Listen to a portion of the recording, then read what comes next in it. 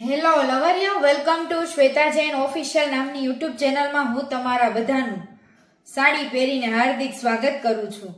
એક બિલાડી જાડી એને પહેરી સાડી, આવડે નહીં તોય સાડી પહેરીને હું આવી ગઈ. સાંભળો જોક્સ. હોળીના દિવસે એટલા જૂના કપડાં પણ ન પહેરવા જોઈએ કે તમને કોઈ હાથમાં કલરની બદલે રોટલી પકડાવીને જાય. જ્યારે હોળી આવે ને ત્યારે આપણે કબાટ ખોલી ત્યારે બધા જ કપડાં આપણને નવા નવા લાગે. એમ થાય નહીં આ પહેરીને નથી બગાડવા કપડાં, આ પહેરીને નહીં. અને દિવાળી આવે ને ત્યારે એ જ કબાટ ખોલીને ત્યારે બધા જ કપડાં જૂના લાગે. એવું કેમ? કોઈ પણ સ્ત્રીને જીમમાં 2 કલાક કસરત કરવામાં કેટલી કેલરી બળે છે? એનાથી વધારે કેલરી કોઈ એને જ્યારે આંટી કહી જાય ને ત્યારે બળીને ખાખ થઈ જાય. એટલે ગમે એ મોટી ઉંમરની સ્ત્રી હોય કે ગમે ક્યાંય ચાલી જતી હોય, એને ભાભી ને આંટી નહીં કહેવાનું, એને એમ કહેવાનું દીદી, દીદી કહેવાનું. શું કહેવાનું? તમને આંટી, ભાભી, બુઆ, ફૈબા બધું કહેવાનું મન થાય ને એ મને કહેવાનું. મને ખોટું નથી લાગતું. કાકી કહેવાનું, મામી કહેવાનું. હો. એકવાર ભાવલાએ એના મિત્ર રમલાને કીધું, 50 રૂપિયા આપું, મને પાછળથી તારી મારવા દે ને, કોઈને નહીં કહો. રમલો કે 50 નહીં 100 આપજે, જેને કેવું હોય ને એને કહી દેજે, નથી બીતો, જે ગરાક મેળાઈ જાજા. પછી બીજે દિવસે રમલાએ ભાવલાને કીધું કે મેં તો એવું સાંભળેલું છે ભાઈબંધ કે તે મોઢામાં લેવાનું ચાલુ કર્યું છે, એ પણ 40 રૂપિયામાં. ભાવલાએ કીધું એના ક્લાસમાં ભણતા બધા છોકરાઓને, મારી વાતને સમજો, કાજલના દડા કરતા પણ તમારા જીવનમાં ઘણી બધી જવાબદારી મોટી છે, એમાં ધ્યાન દો, દડામાં નહીં. નાણામાં ધ્યાન આપો ફ્રેન્ડ, કાણામાં નહીં. નાણું હશે ને તો કાણું આપોઆપ મળી જશે તમને. થાઈલેન્ડ, રશિયા, પટાયા, જ્યાં જાવ હોય ત્યાં જાજો. એકવાર એક છોકરાએ મને પૂછ્યું કે ભાભી બધા છોકરા કેમ રશિયન કરે, એવું શું છે રશિયનમાં? મેં કીધું રશિયન ને ઇન્ડિયન ને અમેરિકન ને એમાં કાંઈ ફેર હોય નહીં, ખાલી કલર ફેર હોય. એટલે તમને જેવું મળે, કાળું, ધોળું, ગુલાબી, પૈણી જ જાજો. મોઢે કપડું રાખીને તમારે કરવાની વાત છે ને. તમે ખૂબ તપ કરો અને ઉપરવાળો તમારી ઉપર પ્રસન્ન થાય તો તમે એની પાસે શું માંગો કોમેન્ટ કરીને કયો. બાયડીને પાટલે ભૂખી રખાય ભાઈબંધ, પરંતુ ખાટલે ક્યારેય ભૂખી ન રખાય. એ વસ્તુ તો ટાઈમ ટુ ટાઈમ આપતું જ રહેવું પડે, નહીં તો બાયડી કોઈક બીજા પાસે વહી જાય. હું તો કહું ને પાટલે ભૂખી રખાય ને ખાટલે. જ્યારે તોતા અને મેના પોપટ વચ્ચે બાજવાનું થાય તો કોણ જીતે? કોમેન્ટ કરીને કયો. એકવાર સાસુએ વહુને કીધું, બટા 1 ગ્લાસ દૂધ આપને. તરત વહુએ ટી-શર્ટ ઊંચું કરીને કીધું, લ્યો પી લ્યો. સાસુએ કીધું, હારું મેં છે ને પાણી નથી માંગ્યું, નહીતર તો ઘાઘરો ઊંચો કરીને કે લ્યો સાસુમાં પી લ્યો મારું મૂતર. પોઝિશન તો બધી સારી જ છે મારા કલેજા, પણ મજા તો વધારે ત્યારે જ આવે છે જ્યારે એ માથે ઉપર બેસે અને એની મજા જ કંઈક અલગ છે. છોકરી તો એવી જ હોવી જોઈએ કે જે ફોન કરીને પૂછે, જાનું હું નાવા જાઉં છું, તારે કંઈ જોઈ છે? તરત છોકરો એમ કે હા, ઓપન વિડિયા કોલ, ફોટા ને એવું બધું મોકલજે. સાચું ને? અમેરિકામાં કોઈની વાઈફ હોશિયાર હોય તો એમ કે સી ઇઝ વેરી ટેલેન્ટેડ, અને આપણા ગુજરાતમાં કોઈ હોશિયાર હોય તો એમ કે ફલાણાની વહુ તો બધાને વેચીને ખાય એવી છે, ફલાણાની વહુનો જીભડો બહુ મોટો. સાચું ને? પોતાનો પોપટ હોય કાળો કાળો મૈસ અને સપના જોવે ગુલાબી ગુલાબી મેનાના, હાલી હું નીકળો છો, કાળી તો કાળી ભાઈબંધ, હાથલારી કરતા તો સારી. ઘોડા હોય એને તબેલામાં મૂકવા જવાય, દાગીના હોય તો એને બેંકમાં મૂકવા જવાય, પણ આવા તારા જેવા ઘેલ સફા હોય એને ક્યાં મૂકવા જવા? શાળામાં ભણતા વિદ્યાર્થીઓ અવારનવાર એક જ ફરિયાદ કરતા હોય, મેડમ આ હલાવે છે, મને લખવા નથી દેતો. છોકરો એમ કે હું કાંઈ હલાવતો નથી, એ મને હલાવે છે. 2 આદમી 2 પુરુષો ગુજરી ગયા અને સ્વર્ગમાં બેનો ભેટો થયો. પેલો આદમી કે અલા તું કઈ રીતે મરી ગયો નીચે પૃથ્વી ઉપર?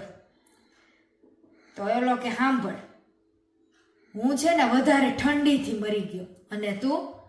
તો ઓલો કે હું શરમને માર્યો મરી ગયો.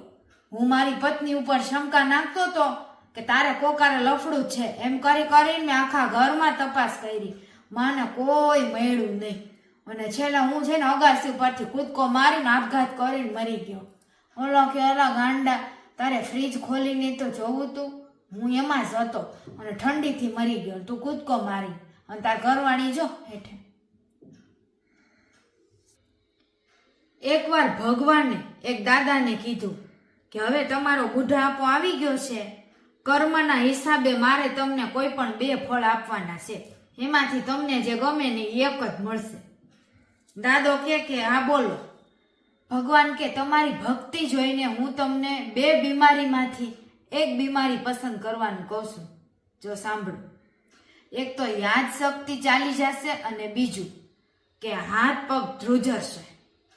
દાદાએ એના મિત્રને કીધું કે ઉભા રહ્યો ને ભગવાન, હું મારા ભાઈબંધને પૂછતા આવું આ 2 માંથી હું રાખું. એના મિત્રએ કીધું હાથ પગ ધ્રુજરવાની બીમારી લઈ લેજે તું, કેમ કે ગ્લાસમાંથી એકાદો પેક આમ ઢોળાઈ જાય ને તોય વાંધો નહીં, પણ બોટલ ક્યાં મૂકી છે એ યાદ શક્તિ ભૂલી જઈશ તો ક્યાંથી બોટલ ગોતશું? કહી દે ભગવાનને કે યાદ શક્તિ વહી જાય ને એવી બીમારી દ્યો, હાથ પગ ધ્રુજરવાની હાલશે. એક ઉંદર દારૂના ગ્લાસમાં પડી ગયો ત્યારે એક બિલાડી ત્યાંથી નીકળી તો ઉંદર બોલ્યો કે મને અહીંથી કાઢો, પછી તારે મને ખાવું હોય ને તો ખાઈ જાજે. બિલાડીએ પગ માર્યો તો ગ્લાસ પડી ગયો.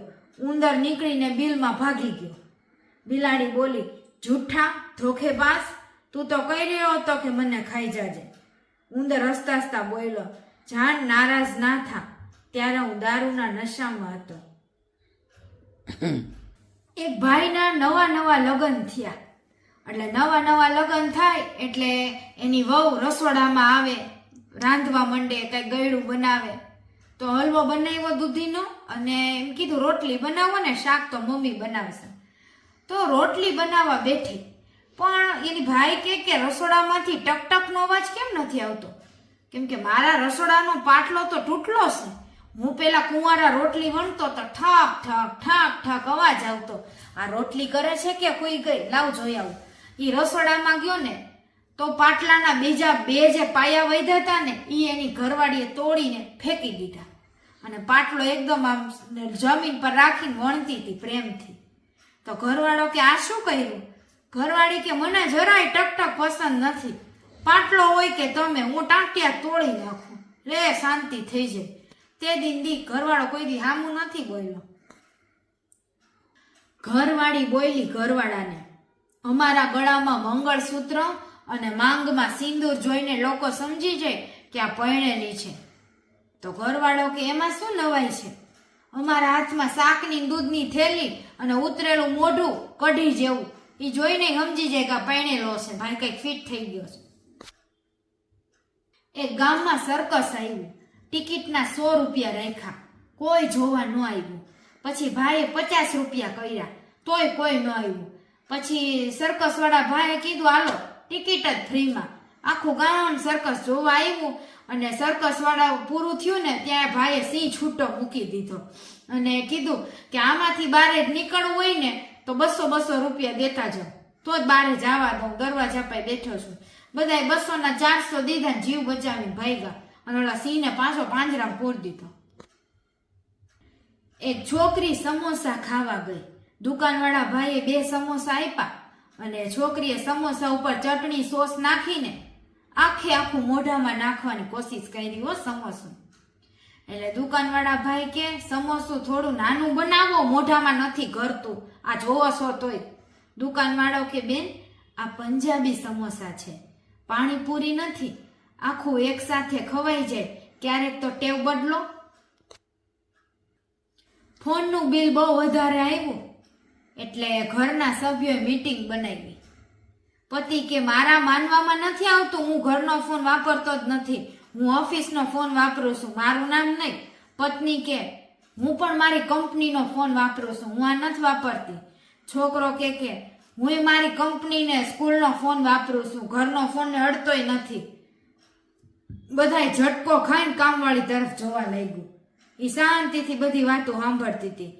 કામવાળી કે આપણે બધા પોતપોતાની નોકરીએ ફોન વાપરશો તો આ ફોન આ જગ્યાએ હું નોકરી કરું છું તો હું જ આ ફોન વાપરું ને. છોકરીએ એના બોયફ્રેન્ડને ફોન કર્યો અને ફોન એના નાના ભત્રીજાએ ઉપાડ્યો. છોકરી, તારા અંકલને ફોન આપને બેટા. ભત્રીજો, તમારું નામ? છોકરી, તારા અંકલને કે એમની જાનેવરનો ફોન આવ્યો છે. છોકરાએ ભોળાપણમાં કહ્યું, આંટી પણ ફોનમાં તો તમારું નામ નવરી બજાર કરીને સેવ કર્યું છે. એક છોકરીને 10 કરોડની લોટરી લાગી. એટલે કંપની વાળાએ વિચાર્યું કે આ છોકરીને આપણે કહેશું ને કે તને 10 કરોડની લોટરી લાગી તો એ સાંભળતા મરી જશે, અટેક આવી જશે. એટલે એને ગઈઢા દાદા રાખ્યા કે તમે ભાઈ છોકરીને મજાકમાં એવું કહો ને કે તને ભાઈ 10 કરોડની લોટરી લાગે તો. દાદા ગયા છોકરી પાસે, છોકરી બેને અહીંયા આપણે ચા પાણી પીવી, જોઈ કે હું બીડી પીવું છું. હવે એ કે એક વાત કહું તો નહીં કે તને 10 કરોડની લોટરી લાગે તો એ છોકરી કે દાદા હું તમારી સાથે લગ્ન કરી લો, એમાંથી 5 કરોડ હું રાખું, 5 તમને દઈ દો, આખી જિંદગી તમને પ્યાર કરું, ઘડી પાટલેથી ખાટલે ને ખાટલેથી પાટલે. આટલું સાંભળતા દાદાને અટેક આવી ગયો. બોલો, એ છોકરીને કાંઈ ન થયું. આજે હું શાક લેવા ગયો તો, મેં કીધું આ રીંગણા આપ. શાકવાળાએ કીધું ફૂલગોબી લઈ જા, રીંગણા નથી દેવા. તો છોકરો કે ટમેટા શું ભાવ છે? તો કે 40 રૂપિયા. છોકરો કે 50 લઈ લેજે પણ હારા ટમેટા આપ.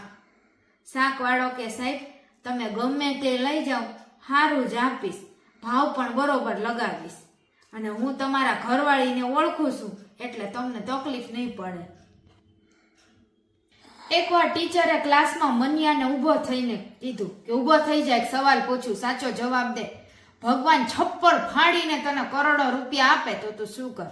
મનિયો કે સાહેબ તમને એમ કે મને કરોડો રૂપિયા ભગવાન આપે તો હું ગણવા માંડું, એને વાપરવા માંડું? ના ના, પેલા ભગવાને જે છપરું ફાડીને પૈસા નાખ્યા હોય ને એ છપરું રિપેર કરવું, પછીનું કામ પછી કરવું. 2 છોકરાઓ 2 મિત્રો પ્રવાસ ઉપર ગયા. જંગલ આવ્યું એટલે ટેન્ટ ખોલીને સૂઈ ગયા. બીજો અડધી રાત્રે ઉઠ્યો અને એને જોયું કે ટેન્ટ તો ચોરી થઈ ગયું છે. લાયાને ઉઠાડીને કહો, એને કીધું એ ઊભો થા, આમ જો ઉપર શું દેખાય છે? તો કે આકાશ, તારામંડળ, ન્યૂટન, ઓલો ટ્યુન.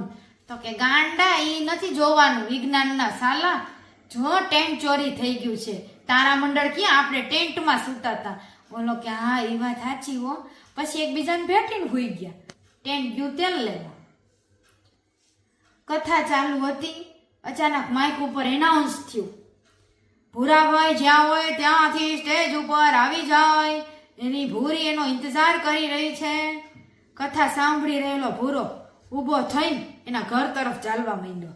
ત્યારે સ્ત્રીઓ બેઠી અને ભૂરીને કે ઓલાને બોલાય ઘરે જાય છે. તો કે મેં તો ખાલી ઈ ચેક કરવા કહેવડાવ્યું કે ઘરમાં જ મારું માને છે, બારે મારું માને છે ને, મારું કહેવાથી ઊભો તો થાય છે ને, એમ તો ઘરે જઈને મંડું વારો પાડવા, વાસણ ઉટકવાને બાકી છે હમણાં ઉટકાવું. લવરિયાઓ, આજના જોક્સ તમને કેવા લાગ્યા? ચેનલને લાઈક, શેર અને સબસ્ક્રાઈબ કરો. રાધે રાધે, જય જિનેન્દ્ર, જય Shri Krishna. Bye bye. Subscribe કરો, સપોર્ટ કરવાનું ભૂલતા નહીં. આ જોક્સ તમે શેર કરો. હું ડેઈલી જોક્સનો વિડીયો અપલોડ કરું છું. Bye bye. Bye bye.